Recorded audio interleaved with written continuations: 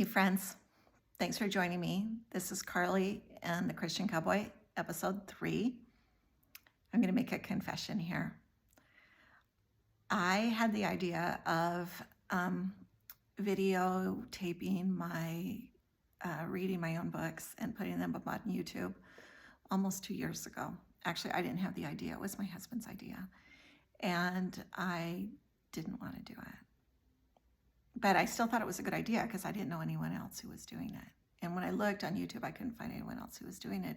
And it seemed like a good idea because in today's day and age, AI is taking over the world. And the one thing AI can't take over is me. So not everyone's going to like me, that's true. But still, I'm a real person. This is really my home. I really live here. And I really write these books. These are my own books that I write. And AI can't manufacture that.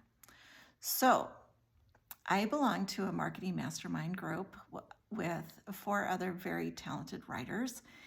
And every month we get together and we talk about our goals for the month. And I said that this time for sure, I was going to make my YouTube videos. And a friend said, "You've been talking about this for a long time. And if you're really serious, let's put a challenge into it." I said, okay. And she said, how about, because we meet at a coffee shop, even though I don't do caffeine. I don't drink caffeine. I don't think it's good for you. I don't want to have an argument about it, but I just don't. Anyway, so she said, how about if you don't post 5 YouTube videos this month, before we meet again next month, you have to buy us all coffee. And I said, I am not buying people I love coffee. I'm just not going to do it. And she said, that's what makes it a really good challenge. So here I am. I have made 4 videos this month. I just have this one and 1 more to go. I guess this is my 4th, so really I've made 3. No, I've made 4 because I had the introduction. Hey, this is my last one. So, I don't know, but it would be cruel not to finish, don't you think? All right, so let's get started. Don't want to buy my friends coffee. They said next month they're going to up the challenge and I'll have to buy them all wine. I don't drink wine either. I'm not going to buy them wine. I don't know anything about wine. Not doing it. So, here we go. Carly and the Christian Cowboy, episode 4. This is my unedited video that you can mock all you want. I don't care. Thanks for joining me.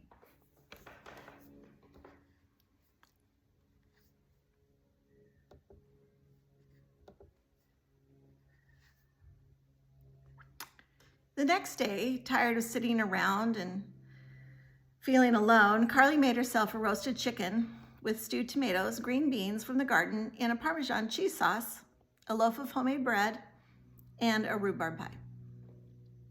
As she sat down before her feast, she said to the empty chair across from her, "This is ridiculous. What was I thinking?" When only the ticking clock and humming refrigerator answered, she loaded all the food up into a basket and carried it across the pasture to the Haywood Ranch. The sun was a pink smear on the distant hills, and a warm wind blew through the tall grass. Lazy cows eyed her when she passed. The farmhouse, a wooden structure in need of a coat of paint, looked sad and tired. Carly climbed the front steps. A graying dog of indeterminate breed beat the porch floorboards with his tail, but didn't get up. "Not much of a watchdog, are you?" Carly asked. Butch didn't even lift his head, but continued to smack the porch with his tail. Carly rang the bell, and moments later, Christian, wearing a red and white checked apron, answered. "I brought you something to eat." Carly lifted the basket for his inspection. Christian reached out and hugged her. Carly was so surprised she nearly dropped the food. He felt warm and steady and solid. The dog growled. "Quiet, Butch," Christian said to the dog after he pulled away. "How's your mom?" Carly asked. Were those tears in his eyes? She couldn't tell because he ducked his head and relieved her of the basket before turning away. "She's going to be okay." His voice definitely quivered. "You'll stay and eat with us." It wasn't really a question, more of a command than an invitation. As the oldest of a large family, he was probably used to telling people what to do. Carly considered the empty house across the pasture. That would be nice. I have to warn you, we're a wild bunch. He pushed open the door with his shoulder, holding it while Carly entered. She brushed past him, hyper-aware of his bulk. I have no doubt. Christian led her into the belly of the house, a living room cluttered with books and cast-off clothes lay to the right. A stairway angled off in front of them, and a hall led to the kitchen. Framed family photos hung on the walls. She was tempted to study each of them, but had to hurry to keep up with Christian. Hannah, Seth, Christian barked, come and set the table. Are we having pizza again? Seth trotted down the stairs without looking up from his Game Boy. He looked a lot like Christian, but thinner and loose-limbed, his eyes more green than blue. We got company, little brother, Christian said. Don't embarrass me any more than you have to. Seth's head spun, and he stared at Carly with an open mouth. You brought us pizza yesterday. I did. How come? I thought you might be hungry. We were. Thank you. Seth skidded to a stop in front of her. I'm Seth. Carly introduced herself. Christian took the basket, peeked inside, and let out a long, slow whistle. You're welcome here anytime. Carly grinned. Thanks. She followed Christian and Seth into the kitchen. A large oak table dominated one corner of the room. Peeling and cracked linoleum lay on the floor. The kitchen appliances were harvest gold and looked older than Christian. Faded and threadbare curtains hung above the windows. A few scraggly plants sat on the counters. The two Haywood sisters trooped into the room. The taller one froze when she spotted Carly, and her sister bumped into her from behind like a car on a crowded freeway making a sudden, unexpected stop. Hi, I'm Carly. She nodded in the direction of her father's ranch. My dad lives next door. I went to school with your brother. I remember you, the oldest girl said. I don't. Her younger sister gave Carly a slant-eyed look loaded with suspicion. Why are you here?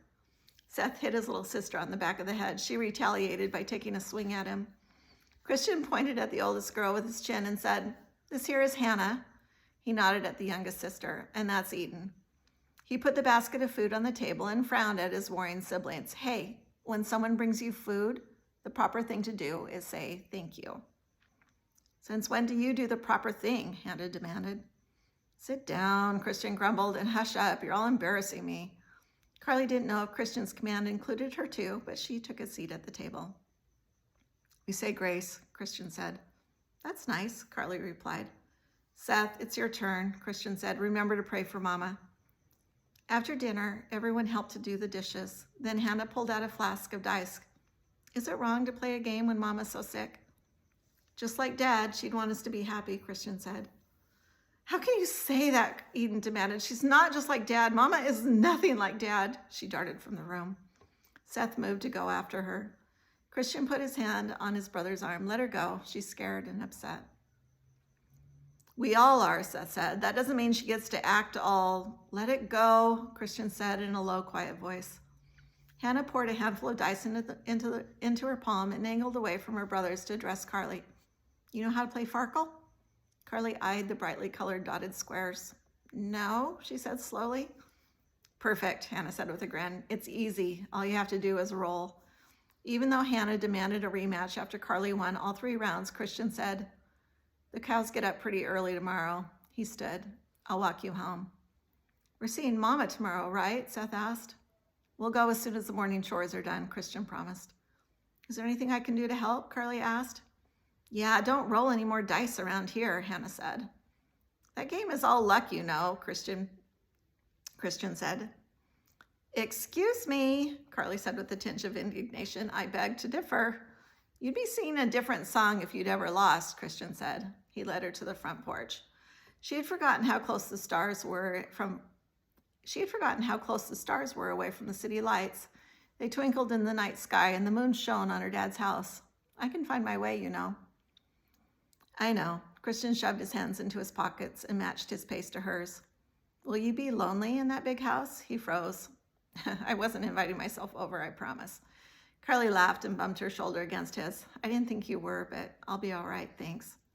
Did you live alone in Chicago? No, I have roommates, Ginny and Anna. Have? Had, I guess. My leaving was spur of the moment. What was the spur, if you don't mind my asking? Carly wrinkled her nose. It just had to happen. Maybe I'm not cut out for the big city. You really want to work for your dad in Cascadia? She slid him a glance. Do you really want to run your dad's ranch? Fair enough, but I asked you first, she sighed.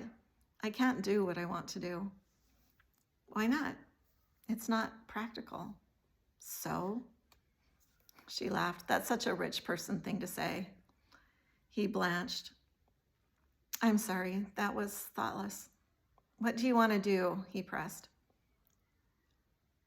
Have a farm, raise goats and chickens and grow fruits and vegetables, create recipes using only fresh ingredients.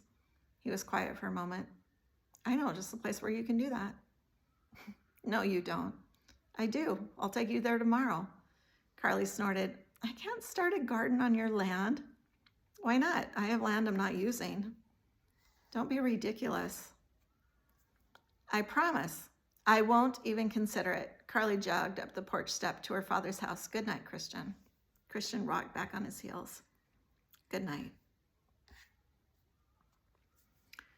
Christian waited for Carly's lock to turn before heading home. He strode across the pasture, thinking about her. Why would she wear contacts? She was stunning, even with those contacts hiding the most remarkable thing about her. Who was he kidding? Everything about Carly Wentworth was extraordinary. She was brilliant, beautiful, kind. Christian spotted a hulking form lying in the shadowy tall grass, and his heart sank. Hey there, Bessie, he called out. The creature didn't stir.